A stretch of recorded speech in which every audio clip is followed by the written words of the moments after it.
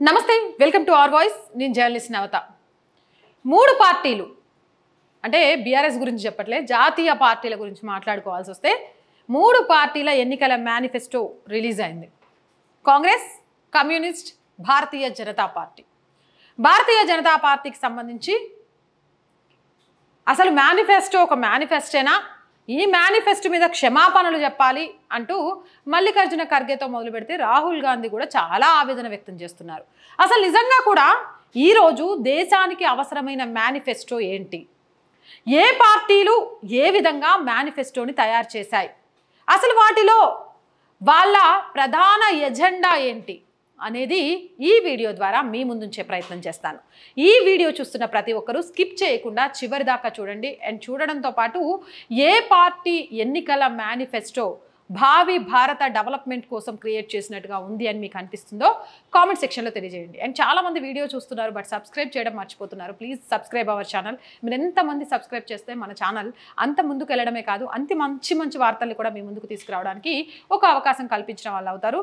డెఫినెట్గా వీలైనంతగా ఈ వీడియోని షేర్ చేయండి. ఎందుకంటే ఎన్నికల మేనిఫెస్టోకి సంబంధించి చాలా మందిలో చాలా కన్ఫ్యూజన్స్ ఉన్నాయి. నేను నిన్న జహీరాబాద్ దగ్గర, ఆందోళన దగ్గర ఒక విలేజ్కి వెళ్ళాను. విలేజ్లో ఆడవాళ్ళంతా కూర్చొని ఉన్నారు. వాళ్ళకి ఇక్కడ ముఖ్యమంత్రి ఎవరో తెలియదు, ఏం జరుగుతుందో తెలియదు. కానీ బంగారం ధర పెరగడానికి మోదీ కారణమట. అంటే ప్రజలకు ఎలాంటి విషయాలను తీసుకెళ్తున్నారు, వాస్తవాలను పక్కదోవ పట్టిస్తూ అనవసరమైనవి జనాల ప్రజల్లోకి ఎలా తీసుకెళ్తున్నారు అనేది నాకు చాలా క్లియర్గా నిన్న అర్థమైంది. ఆ తర్వాతే అసలు ఎన్నికల మేనిఫెస్టోకి సంబంధించిన ఒక వీడియో చేయాలి, ప్రజల్లోకి తీసుకెళ్ళాలి. ఎందుకంటే ఇప్పుడు కాకపోతే ఎలక్షన్ల తర్వాత ప్రజలలో ఆలోచన మొదలైన చైతన్యం వచ్చినా కూడా దండగే. ఎలక్షన్స్కి ముందే ఓటు హక్కును వినియోగించుకోవడానికంటే ముందే తమ భవిష్యత్తును బంగారమయం చేసే పార్టీ ఏది, నాయకుడు ఎవరని తెలుసుకోవాల్సిన అవసరం ఉంది. కాబట్టి అందుకే ఈ వీడియో చేస్తున్నాను. వీడియో చూసిన తర్వాత మీకు ఏ పార్టీ మేనిఫెస్టో కరెక్ట్ అనిపిస్తుంది, ఎలాంటి నాయకుడికి ఈరోజు దేశంలో మళ్ళీ అధికారం ఇవ్వడానికి మీరు సిద్ధంగా ఉన్నారు అనేది కామెంట్ సెక్షన్లో తెలియజేయండి. చివరిగా మరొక్క మాట, ఓటును అమ్ముకోకండి, ఓటును నమ్ముకోండి. రైట్, మన వీడియోలోకి వెళ్తే మూడు ప్రధాన పార్టీలు 2024 ఎన్నికలకు సంబంధించి మేనిఫెస్టోను అయితే తయారు చేశాయి. మేనిఫెస్టోలో ప్రధాన అంశాలను మనం ఒకసారి చూద్దాం. ఆ ప్రధాన అంశాలలో ఏమేమి ఉన్నాయి అనేది. ఫస్ట్ ఆఫ్ ఆల్, ఆర్టికల్ 370ని రద్దు చేసింది బీజేపీ. ఈ ఆర్టికల్ 370ని తీసుకొస్తామని కాంగ్రెస్, కమ్యూనిస్టు పార్టీలు చెప్తున్నాయి. ఆర్టికల్ 370 సమయంలో కాశ్మీర్ ఎలా ఉండేది అప్పుడు పాలించిన ఈ పార్టీలకు తెలీదా? ఈరోజు కాశ్మీర్లో స్వేచ్ఛావాయువుని పీల్చడమే కాదు, ఎన్నికలు ఎలాంటి ఆటంకం లేకుండా నిర్వర్తించుకోవడం. సచిన్ టెండూల్కర్ లాంటి ఒక ప్లేయర్ వెళ్ళి నడి రోడ్డు మీద క్రికెట్ ఆడగలుగుతున్నాడు. ఇంత స్వేచ్ఛ గతంలో ఉందా? స్వేచ్ఛని, ప్రజలకు సంతోషాన్ని, భావ వ్యక్తీకరణ, ఇది భారత్లో భాగమే, దీని మీద భారతీయులందరికీ హక్కు ఉంది అనేది కల్పిస్తూ ఆర్టికల్ 370ని రద్దు చేస్తే దాన్ని పునరుద్ధరిస్తాం అని చెప్పడం వెనుక ఈ రెండు పార్టీల ఎజెండా ఏంటి, దేనికోసం దాన్ని పునరుద్ధరించాలి? ఒక్క కారణం, మైనారిటీ సంతుష్టీకరణ కోసం మాత్రమేనా? ఈ భారతదేశంలో మైనారిటీ అనే పేరుతో ఒక మతానికి కొమ్ము కాయడమే తప్ప భారతీయ తత్వాన్ని మర్చిపోయారా? ఒక్క ప్రయోజనం చెప్పాలి. ఆర్టికల్ 370ని పునరుద్ధరించడానికి ఒక్క రీజన్, వాల్యుబుల్ రీజన్ చెప్పి ఎందుకు పునరుద్ధరిస్తున్నారు అనేది చెప్పాలి. మరి ఆర్టికల్ 370 రద్దు చేయడం కరెక్టా, పునరుద్ధరించడం కరెక్టా? నెక్స్ట్, సిఏఏ అమలు. ఇక్కడ సిఏఏని రద్దు చేస్తామని చెప్తున్నారు. భారతదేశంలో పౌరులకు సంబంధించిన పౌరసత్వం, ఉమ్మడి పౌరసత్వానికి సంబంధించి దేశంలో అందరూ ఒకటే కదా. అలాంటప్పుడు ఈ సిఏఏని రద్దు చేయాల్సిన అవసరం ఏముంది? దేశ ప్రయోజనాలకి సిఏఏ అమలు కరెక్టా, సిఏఏ రద్దు కరెక్టా? ఒక్కసారి ఆలోచించాల్సిన అవసరం ఎంతైనా ఉంది.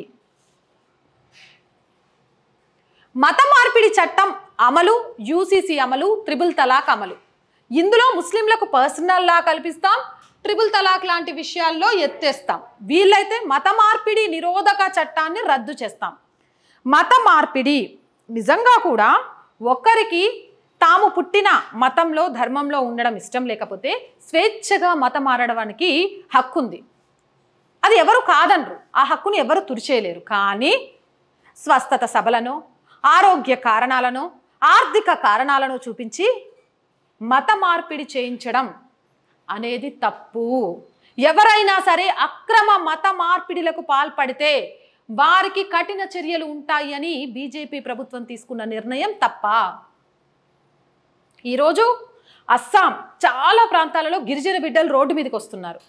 మా సంస్కృతి వేరు, సాంప్రదాయం వేరు, మేము బ్రతికే తీరు వేరు, ఈ మత మార్పిడిల వల్ల మా సంస్కృతి మీద ప్రభావం పడుతుంది, దీనికి అడ్డుకట్ట వేయండి అని. అలాంటి అడ్డుకట్ట వేసే ప్రయత్నం చేస్తుంటే అలాంటిది ఏం లేదు, మత మార్పిడి నిరోధక చట్టాన్నే ఎత్తిపడేస్తామని చెప్తారు కమ్యూనిస్టులు. దేనికోసం? బలవంతపు మత మార్పిడులు తప్పు కాదా? అది ఏ మతం నుంచి ఏ మతంలోకైనా తప్పే. ఒక వ్యక్తి ఆర్థిక కారణాలో, ఒక వ్యక్తి మానసిక స్థితితో, ఒక వ్యక్తి ఆరోగ్య సమస్యలో మతం మారడానికి కారణాలా? అలాంటి వాటిని భారతదేశంలో ప్రోత్సహిద్దామా? దానికి అడ్డుకట్ట వేద్దామా? ఒక మహిళకు, అది ఏ మతంలో పుట్టినా ఆడపిల్ల ఆడపిల్లే, ఆడపిల్లకు విలువ ఇవ్వాల్సింది. ఒకటిని రెండుగా చేసే శక్తి, దేన్నైనా ఓర్చుకునే తత్వం ఆడపిల్లల్లో మాత్రమే ఉంటుంది. అంత మాత్రాన ఒక మతంలో పుడితే 3 సార్లు తలాక్ తలాక్ తలాక్ అని వాళ్ళ జీవితాలను తీసుకొచ్చి నరుడొడ్డు మీద పడేస్తే ఓకేనా? అలాంటి చట్టాలను ఉంచుదామా? భారతదేశంలో ఉన్న అందరికీ ఒకటే చట్టం. ఎవరి నుంచి విడిపోవాలనుకున్నా చట్టపరంగానే విడిపోవాలి. కానీ మతం అనే ముసుగులో ఆడపిల్ల జీవితాలతో ఆడుకుంటే ఊరుకునేది లేదు అని తీసుకొచ్చిన దాన్ని గౌరవిద్దామా? లేకపోతే అట్లా కాదు, ఒక్కొక్క మతానికి ఒక్కొక్క చట్టం ఉంటుంది, వాళ్ళ ఇష్టం. వీళ్ళని వదిలేస్తారు, ఇంకొకళ్ళని పెళ్లి చేసుకుంటారు. వాళ్ళతో 4 రోజులు ఉన్నాక వాళ్ళు నచ్చకపోతే వాళ్ళని వదిలేస్తారు, ఇంకొకరు పెళ్లి చేసుకుంటారు. మీకేం నొప్పి? బహుభార్యత్వం అవసరమైతే 5-6 పెళ్లిళ్ళు చేసుకుంటారు. మీకేంది బాధ? ఇది కరెక్టా? ఎవరు కరెక్ట్ అని చెప్తారు ఇలాంటి వాటిని? ఒక్కసారి ఈ ముస్లిం పర్సనల్ లా తీసుకొస్తాము, త్రిబుల్ తలాక్ ఇలాంటి వాటి విషయంలో గతంలో ఉంచిన విధంగానే ఉంచుతామని మాట్లాడే కాంగ్రెస్ నాయకులు ఒక్కసారి ముస్లిం మహిళల దగ్గరికి వెళ్ళి అడగండి. బహుభార్యత్వంతో వాళ్ళు ఎదుర్కొనే సమస్యలు ఏంటి? త్రిబుల్ తలాక్తో వాళ్ళు పడుతున్న ఆవేదన ఏంటి? అలాంటి ఆవేదనకు చెక్ పెట్టాలి. మత మార్పిడిలకు సంబంధించి కానీ దేశంలో ఉన్న అందరికీ ఒకటే చట్టం కానీ తీసుకురావాలి. త్రిబుల్ తలాక్ని రద్దు చేయాలి. ఆడవాళ్ళను ఒక శక్తిగా భావించాలి తప్ప ఆడవాళ్ళను ఒక వాడుకొని వదిలేసే వస్తువుగా భావించొద్దు అని తీసుకొచ్చిన విధి విధానం బీజేపీ చేస్తే అది తప్పు. ఆ విధానాన్ని పూర్తిగా మార్చేయాల్సిన అవసరం ఉందని కాంగ్రెస్ పార్టీ చెప్తోంది. అసలు మత మార్పిడి నిరోధక చట్టమే లేకుండా చేయాలని కమ్యూనిస్టు భావిస్తోంది. ఏది కరెక్ట్? ఏది రేపు భావి భారత అభివృద్ధికి ఉపయోగం? ఆలోచన చేయాలి. నెక్స్ట్, విద్యా విధానంలో మార్పులు. అవును, ఔరంగజేబ్ కథలు ఇంకా చదువుకోవాల్సిన అవసరం ఏముంది?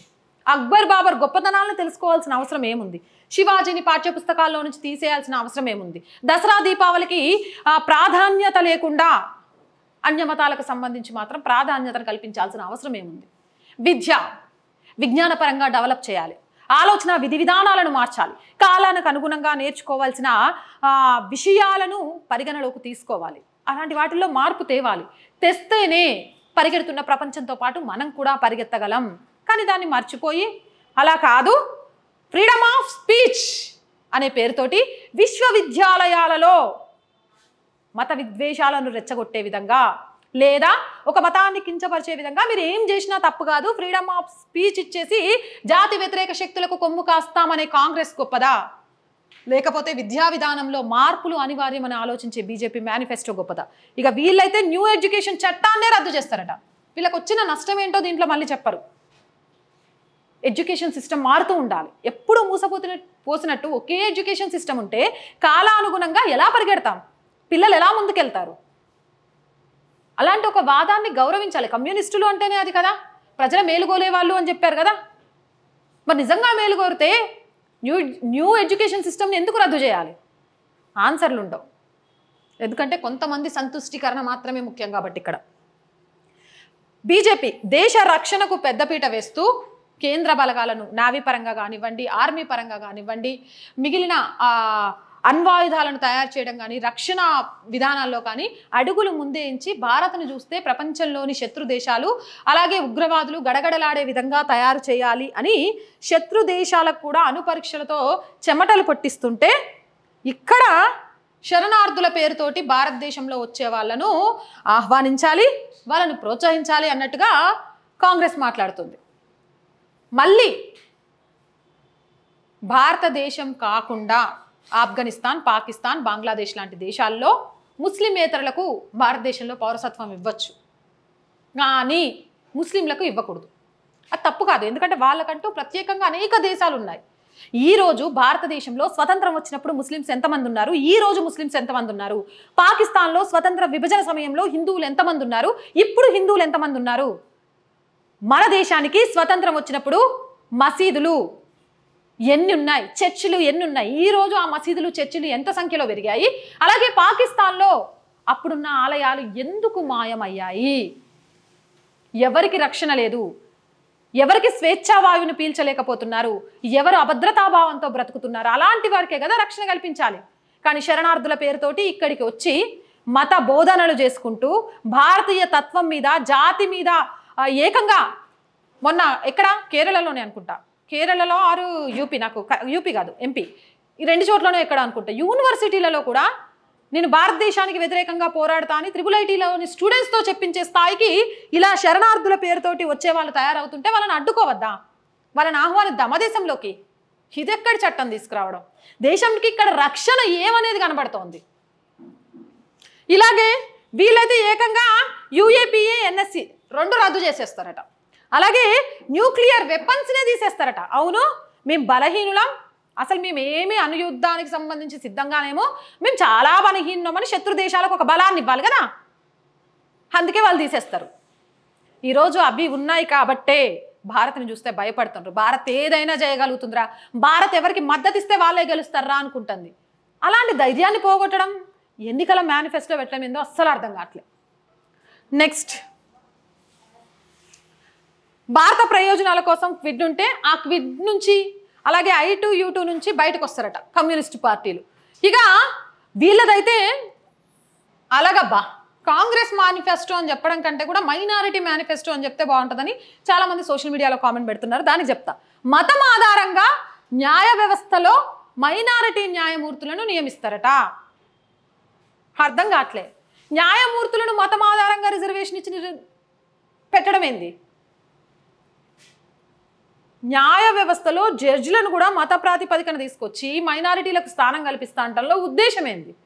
అసలు భారతదేశంలో ఉన్న వాళ్ళందరికీ ఒకటే చట్టం ఉండాలి, ఆ చట్ట పరిధిలోనే అన్ని మతాలకు కులాలకు సంబంధించిన వాళ్ళు ఉండాలి, అప్పుడే భారతదేశంలో ఐక్యత సాధ్యం అనేది అధికారంలో ఉన్న బీజేపీ చెప్తుంటే, కాదు కాదు మైనారిటీల జనాభా లెక్కన ప్రకారం మేము అవసరమైతే జడ్జిలను కూడా పెడతారట.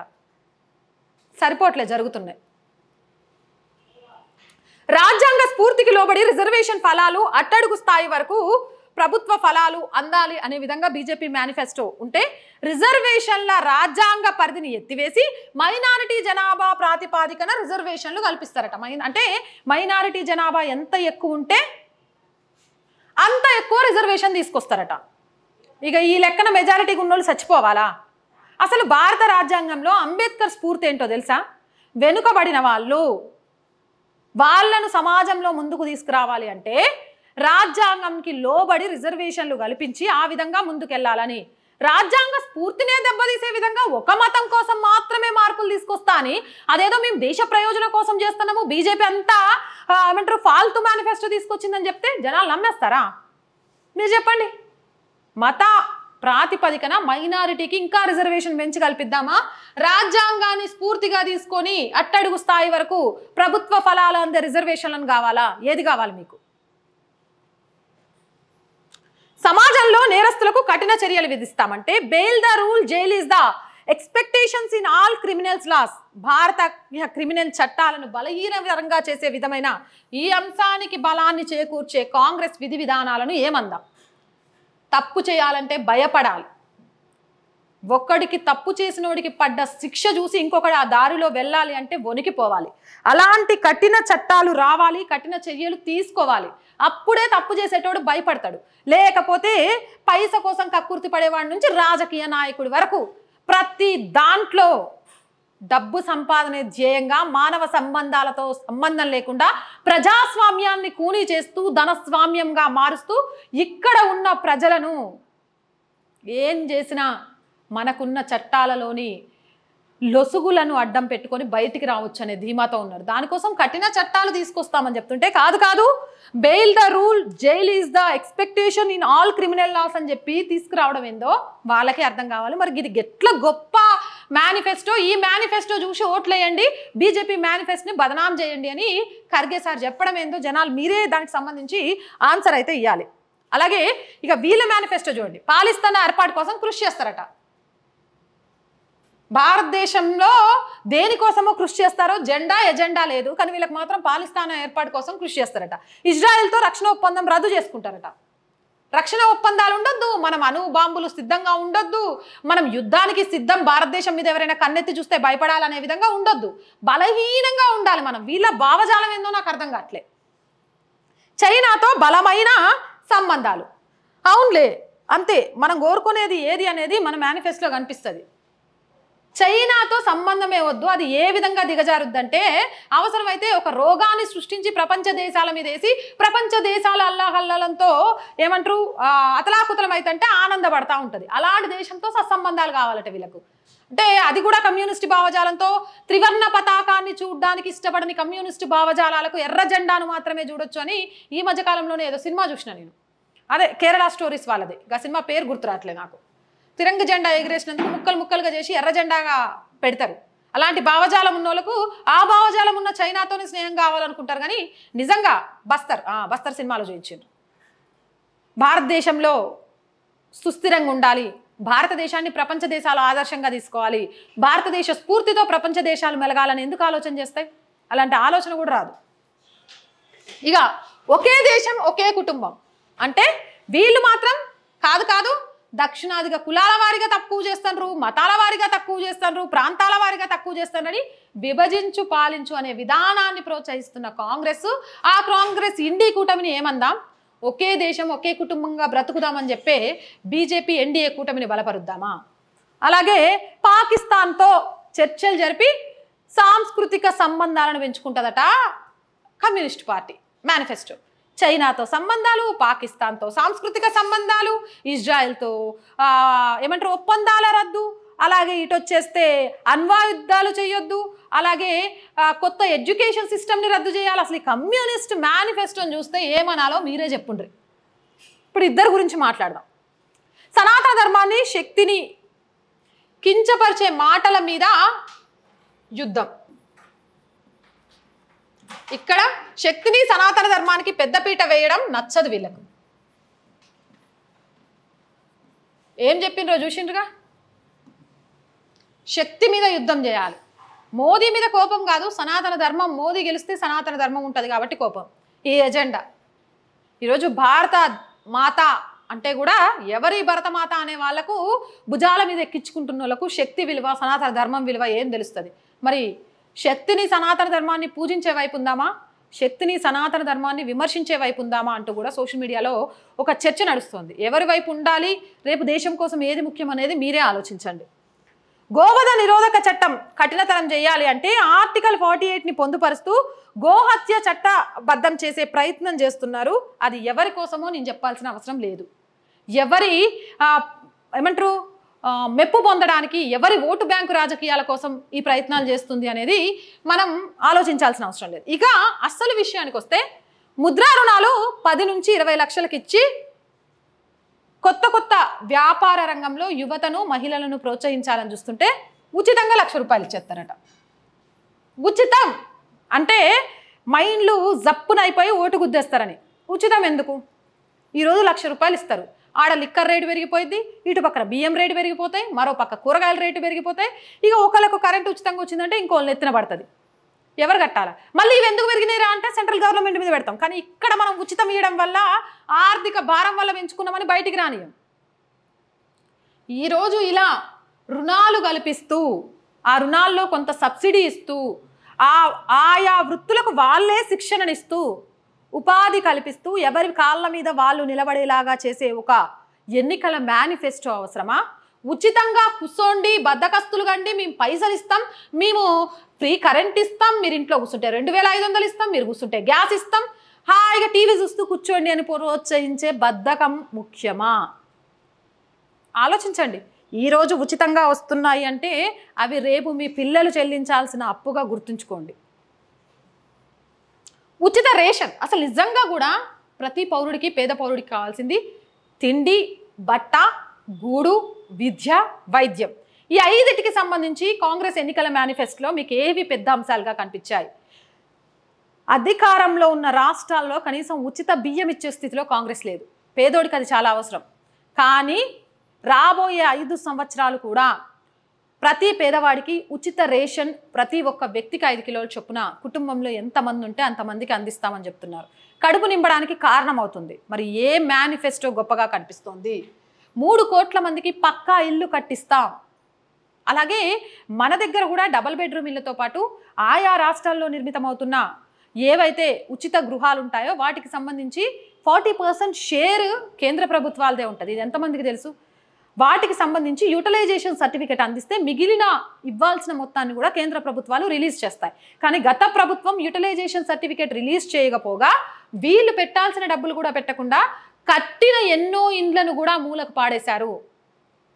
ప్రతి ఒక్క పౌరుడికి, భారతదేశంలో పేదరికంలో పుట్టిన ప్రతి పౌరుడికి ఒక ఇల్లు, సొంత ఇల్లు అనే కలను నెరవేర్చడానికి చేసే ప్రయత్నం గొప్పదా?